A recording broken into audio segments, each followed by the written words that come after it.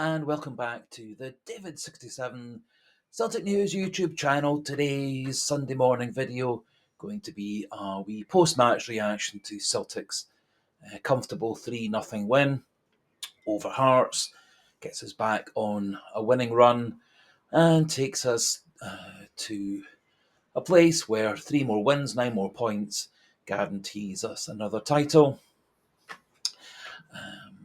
And after a wee bit of a slow start, where Hearts did have a toehold in the game, so they got themselves on top with the goal and then pressed on and on and on, and 3-0 up by half time, and second half was a wee bit of a coasting, giving players like McGregor and Jota and Kuhn and Maeda a bit of a rest, and also allowed a few players who've been out injured, such as Paulo Bernardo and James Forrest, a chance to get some match fitness back in their legs, as I do think that having a nice strong bench is going to be important as we try and get those extra last few wins and winning hopefully the cup semi-final and final to get ourselves another treble at the end of the season.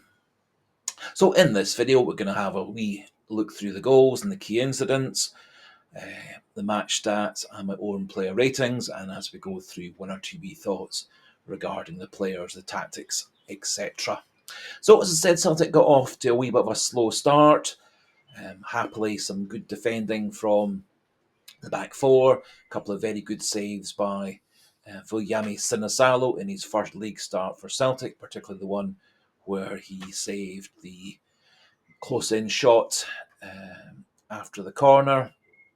Very impressive, looked nice and comfortable in defence, and once Celtic got that first goal, the game was ours. So Celtic took the lead through Dyson Maeda in the 17th minute. Nice wee quick bit of passing between Nawrocki and Schlupp. Schlupp then finding Cal McGregor in tons of space in midfield. Good run by McGregor to get up towards the halfway line, and then a beautiful ball curving into the path of Dyson Maeda, using his pace to beat the Hearts defenders and opening his body. A brilliant finish across Craig Gordon into the far corner. Celtic 1-0 up, and one could even say slightly against the run of play. However, having got that first goal, Celtic went from strength to strength, and for the rest of the game, apart from one chance, Hearts looked scarcely like they were ever going to score in a month of Sundays. Celtic doubled their lead through Jota in the 24th minute. Nice wee interchange with Nicholas Kuhn coming off his wing. 1-2 with Arne Engels, continuing his run towards the centre. Then a beautiful chipped ball into Dyson Maeda. A very clever, quick run by Dyson Maeda to get in behind the Hearts defence. Nice flick header, hit off the inside of the post and rebounded across to Jota, doing very well coming in off his wing, reacting faster than the Hearts defenders for a comfortable goal and his trademark celebration. And Celtic kept the pressure up. Griffey Schlupp nearly scored with a great run and shot that was well saved by Craig Gordon. Celtic, however, added the third again through Dyson Maeda. Nice ball out of defence by Mike Nawrocki into Arne Engels, flicked on to Rio Hatate. Beautiful pass on the stretch by Rio Hatate, finding Nicholas Kuhn out on the right wing. Good run down the right wing by Nicholas Kuhn, getting near to the byline. Brilliant cross across the 6-yard box to Dyson Maeda for a wee tap in at the back post. And a well-deserved 3-0 lead. As I said, Celtic took that lead into half-time, and in the second half it was a wee bit of a tame contest. Hearts looking really to keep the score down.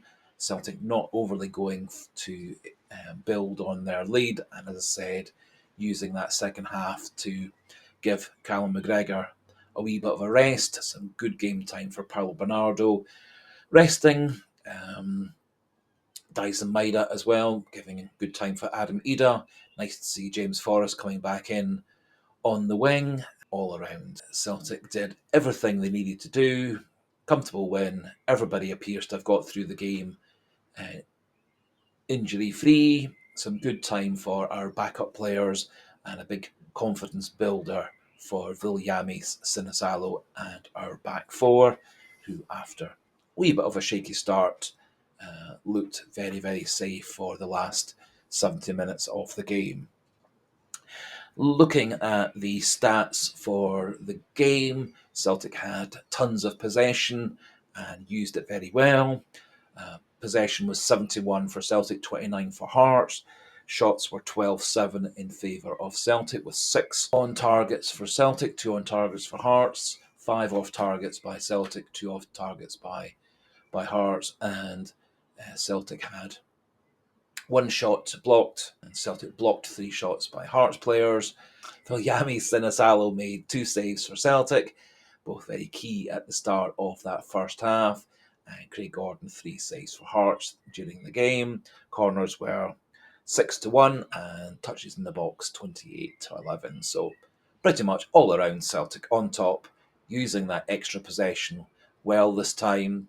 Fairly efficient with getting shots on goal, and in defence, some nice saves from Sinisalo and some nice blocks by our defenders. So top marks for all the players.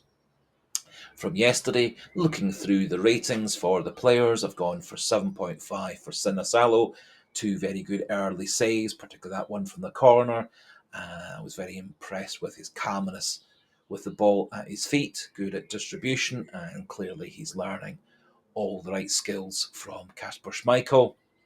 And I think in a season or two time, we're going to have a very experienced, top quality goalkeeper who could be the Celtic goalkeeper for a good 5-10 years if he keeps up this good progress. And I was particularly, as I said, impressed with his calmness with the ball at his feet and his ability to get the ball out quickly to the defenders and restart attacks and provide that extra player to keep moves going and get the attack switched from one side to the other.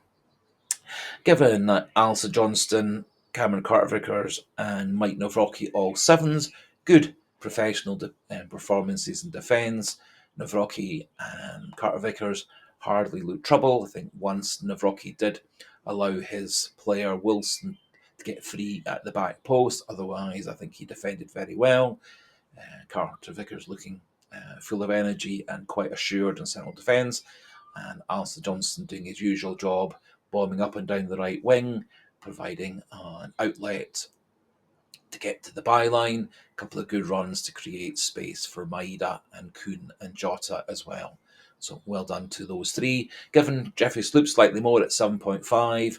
Again, looked good in defence on that left-hand side. Scarcely looked in any danger. Moved into midfield. His pass helped set up the Callum McGregor pass to set up the first goal.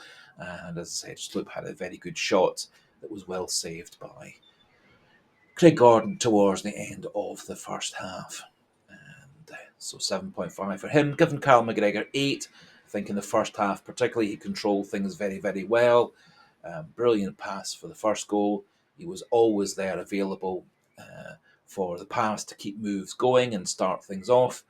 And a good captain's performance and a good central midfield performance from McGregor. So 8 for him, 7 for both Hatate and Engels. Again, much like the defenders, good professional performance, nice passes, nice tackling, nice interceptions.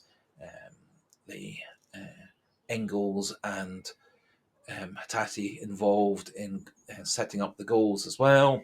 And so 7s for them. Nicholas couldn't have given us 7.5. It was bordering on an 8, but his performance in the second half did tail off a bit. But in the first half, lots of good runs, nice attacking intent, good pace, good energy, and set up the second goal, and set up the third goal as well. So well done to him. Jota, I've given a 7, slightly quieter performance from him, but good energy up and down our left-hand side, and very cleverly came in to pick up that rebound to score the second goal. Dyson Maeda, 8.5 and man of the match. Scored 2 goals, had the header that was the assist for the second goal, and particularly in the first half, tons of energy, tons of good runs, tons of movements, and tons of very good striker's instinct in the box and in the 6-yard box. And 30 goals for the season, so 8.5 for Dyson Maeda, and he got a nice wee rest for the last half hour or so. All 5 subs, Forrest, Pilla Bernardo, McCowan, Yang, and Ida, all have been given 6s. They came on really more in a holding pattern to keep Celtic's 3-0 lead intact. None of them really set the heather on fire, but they all had nice and good basic performances, and so 6 out of 10 for all of the 5 subs. Looking at the Celtic news sites, football sites, and sports sites this morning, no real major news coming out of Celtic. Main thing probably is Brendan Rodgers expressing that it does look more and more that Greg Taylor is going to turn down any new contract offer for Celtic, as he is very keen to be the number one choice somewhere at left back, and obviously with Kieran Tierney coming back to Celtic this summer, it does look like Greg Taylor would be dropping at least to number 2, and it does appear that Greg Taylor has decided to leave Celtic at the end of the season. But Rodgers is very confident that Taylor, when he's called on to play between now and the end of May, will give 100%. And I'm sure Taylor will play at his absolute best as a nice send-off to the fans for his 6 years or so at Celtic. No other news, as I was saying. It does appear that we've got through the match injury-free, and there are some stories suggesting that tomorrow, Monday, will be the day where we find out what the prognosis is regarding Kasper Schmeichel's shoulder injury.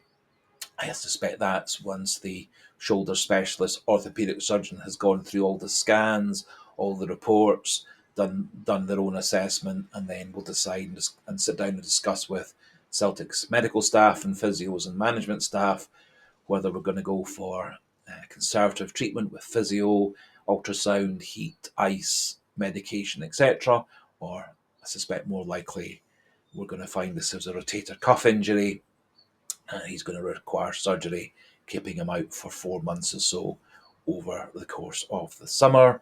And having seen Williami Sinisalo yesterday, I've got no doubts that he's going to provide good goalkeeping for us for the last couple of months or so of the season. That finishes things off for today. Just before we do finish, we suggest encouragement to those not yet subscribed to the channel. Please do click that subscriber button. Numbers have been going up nicely over the last few days, which has cheered me up no end. Do feel free to click that like button if you like the video or like the channel, and do pop your own thoughts regarding yesterday's game, your own thoughts regarding the performances, the players, the tactics, etc. Just to start off a nice wee chat, discussion, debate on the channel amongst like-minded Celtic fans. And so until the next video, goodbye and hail, hail.